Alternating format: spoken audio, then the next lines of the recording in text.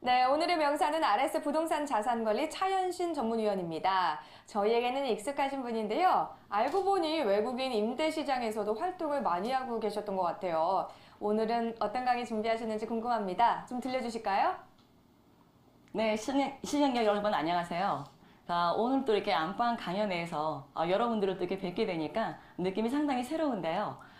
오늘은 저의 강의는 다중주택과 다가구 주택에 대해서 여러분들에게 확실하게 개념을 잡아드리고 특징을 비교함으로써 여러분들에게 투자하실 때 많은 참고가 되실 수 있도록 개념을 확실하게 잡아드리겠습니다. 네, 그동안 우리가 물건 여러 가지 다루면서 다중주택이다, 다가구 주택이다라는 이야기를 참 많이 들었지만 어떤 차이가 있는지 궁금하신 분들 참 많으셨을 것 같아요. 특히나 이 유형에 따라서 법과 세금이 다르기 때문에 꼭 따져봐야 하는 부분이 될 텐데요.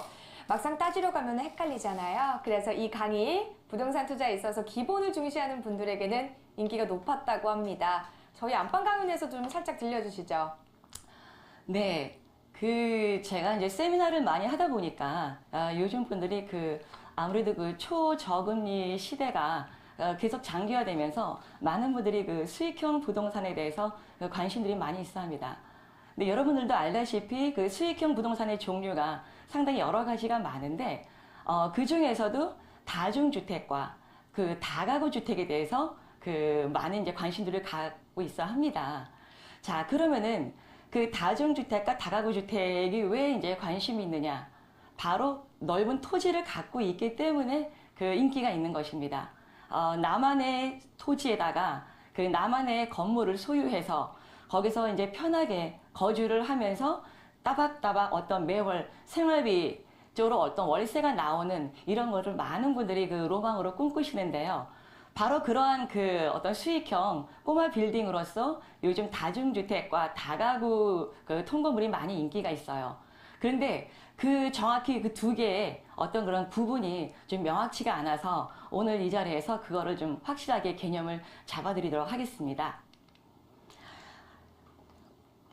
자, 우선은 우리가 흔히 알고 있는 주택에서는 이제 크게 두 가지로 나뉘어지고 있는데요. 단독주택과 그다음에 공동주택으로 나뉘어집니다. 단독주택은 여러분들이 알다시피 그냥 일반 지나가다가 보여지는 그냥 싱글하우스, 그거를 단독주택이라고 하고요. 단독주택 중에서 또 다중주택이라고 있는데 오늘 말씀드릴 다중주택과 다가구 주택은 바로 이 단독주택에 해당이 됩니다. 이는 건물 하나에 소유주가 한 분이라는 것이죠. 근데 이제 다세대는 연립주택, 아파트는 이제 공동주택에 들어갑니다. 공동주택은 한 호별로 주인들이 다 다르기 때문에 다세대, 연립, 아파트는 공동주택에 들어가고 다가구, 단독은 단독에 들어갑니다. 그럼 다중주택은 연면적 330 이하, 이게 바로 이제 중요한 포인트인데요. 예. 제가 좀 사용법이 좀 어색하네요. 연면적 330 이하, 이제 이게 뭐냐면은 우리가 쉽게 얘기를 하면은 100평을 얘기하는데 100평을 넘지 않고 3층 이하로 지어야 되고, 다가구 주택은 연면적 660 이하. 그러니까 쉽게 얘기하면 200평을 넘지 않아야 됩니다. 그래서 다중과 다가구는 건물 면적이 100평이냐 200평이냐 요 차이가 되겠고요. 그 다음에 3층을 넘어가서는 안 되는 것이죠. 자, 그리고 다세대는 연면적 660, 200평은 마찬가지인데 4층 이하로 지어야지만 되는 것이고요. 연립주택은 660, 200평을 초과하면서 4층 이하가 되는 것인데, 우리가 흔히 말하는 빌라라고 부르는 것들이 대부분 다 이 연립주택에 속하는 겁니다. 그 다음에 아파트는 여러분들 알다시피 주택으로 쓰이는 총수가 다 5층 이상으로 어떤 높은 건물, 모든 것을 다 아파트라고 얘기를 할 수가 있겠죠. 자, 그러면 다중주택은 단독주택에 해당이 되는데 연면적이 330 이하고 층수가 3개층입니다. 자, 그러면은 이 층수가 3개층이라는 이게 대목이 중요한 건데요. 그냥 3층이 아니고 3개층입니다. 그 얘기는 뭐냐면은 이렇게 그냥 그러니까 흔히 우리가 알기로는 1층, 2층, 3층으로 이제 이해를 하고 있는데 요즘에는 1층에 주차장으로 많이 이렇게 놓는 경우가 있습니다.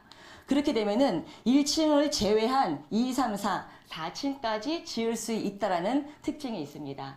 그리고 이 다중주택은 흔히 여러분께서 이렇게 이해하기 쉬우려면 그 젊은 대학생들이라든가 이런 젊은이들이 한 그 건물 안에 이렇게 여러 원룸을 작게 나눠진 거에 일종의 하숙집처럼 이렇게 거주하면서 개별 취사는 되지가 않고 공동 취사를 함으로써 이렇게 임대를 하는 그런 건물을 얘기하는 겁니다. 그래서 쉽게 이해하시려면 하숙집이라고 생각을 하시면 되겠습니다. 자, 다가구 주택은 역시 이것도 단독주택에 해당되는 건데요. 연면적 660, 이게 아까 말씀드린 200평이라고 했죠. 200평 이하로 돼야 되고 층수가 3계층, 지하층은 제외입니다. 그래서 지하는 얼마든지 아래로 파도 상관이 없는 거고요.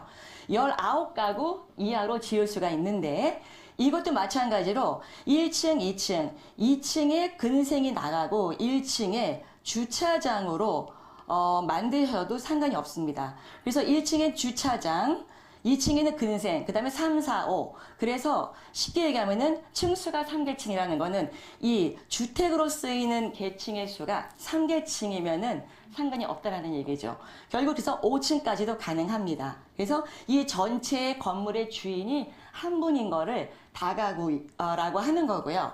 이 안에서도 이제 어떤 개별 호실이 다 나눠져 가지고 거기에 각각 다 주인들이 다르다면 그거는 다세대라고 부른다고 할 수가 있겠습니다. 자, 그러면 다중주택의 장점은 뭐냐? 투자 수익률이 상당히 높습니다. 그러니까 흔히 얘기해서 그 땅을 우리가 이제 그 대부분 이제 서울에서 이렇게 땅을 샀다고 하면은 상당히 요즘 그 토지값이 많이 올라서 상당히 좀 이렇게 많은 분들이 꺼려 하시는데요. 대략 한 30평 정도만 있어도 이 다중주택은 지을 수가 있습니다. 상당히 그 작은 평수에 자그맣게 올려서 어떤 그런 자그마한 꼬마 빌딩의 주인이 되보는 것도 많은 분들의 로망이기 때문에 그래서 이제 다중주택이 인기가 있고요. 적은 금액으로 건물주가 될 수가 있는 기회가 되고요.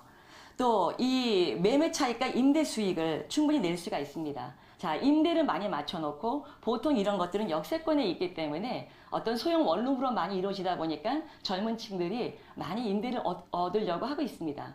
그러다 보니까 별로 공실률도 없고 그러면서 주인은 주인대로 그 뭐 꼭대기라든지 이런 주인 세대에 거주를 하시면서 임대료를 또 수익을 누릴 수 있는 그런 거기 때문에 임대 수익도 거주 기간 동안에 충분히 누리시면서 나중에 팔 때 또 매매 차익을 낼 수가 있는 그런 장점이 있습니다.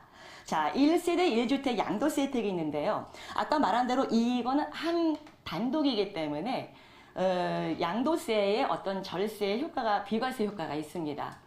9억 원까지는 양도세를 안 내지만 9억 원이 초과가 되면은 그 초과분에 대해서 그 양도세를 내는 것이 있는데 그것도 걱정하실 게 없는 게요.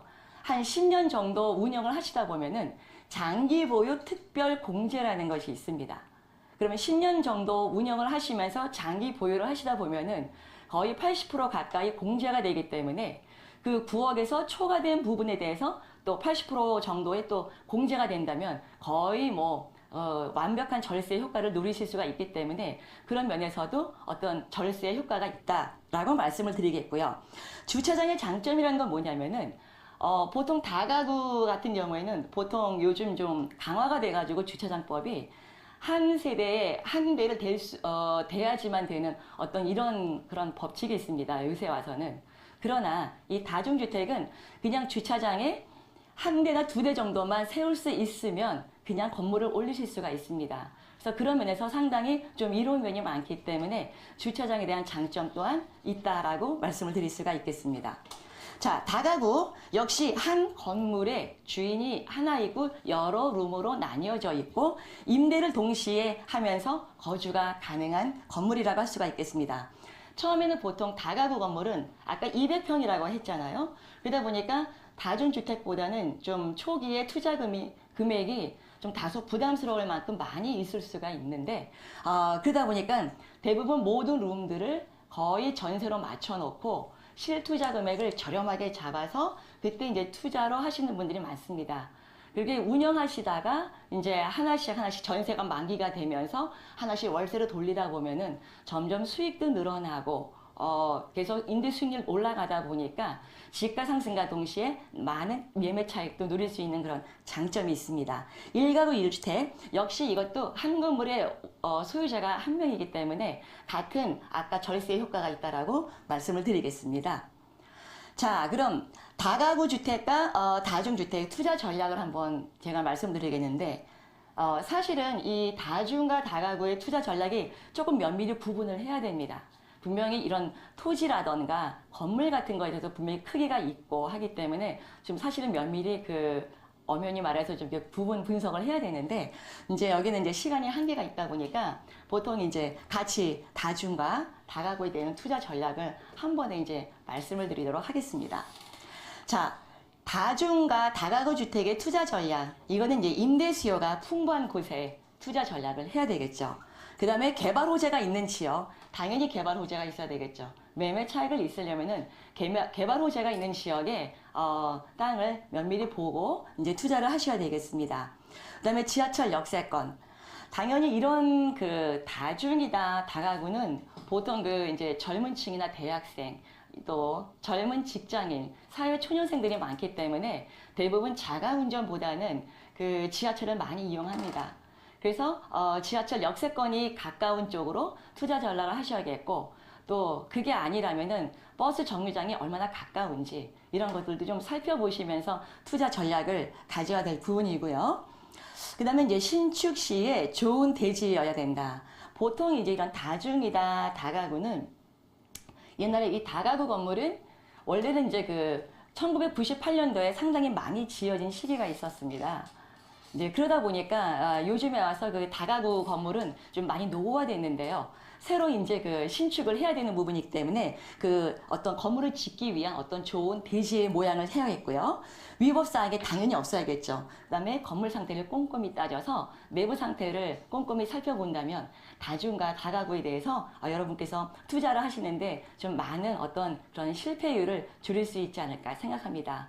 그래서 오늘 이제 이렇게 짧은 시간에 다중과 다가구에 대해서 비교를 분석했는데요. 좀 더 자세한 거는 나중에 세미나에서 여러분들에게 비교 분석을 해드리도록 하겠습니다.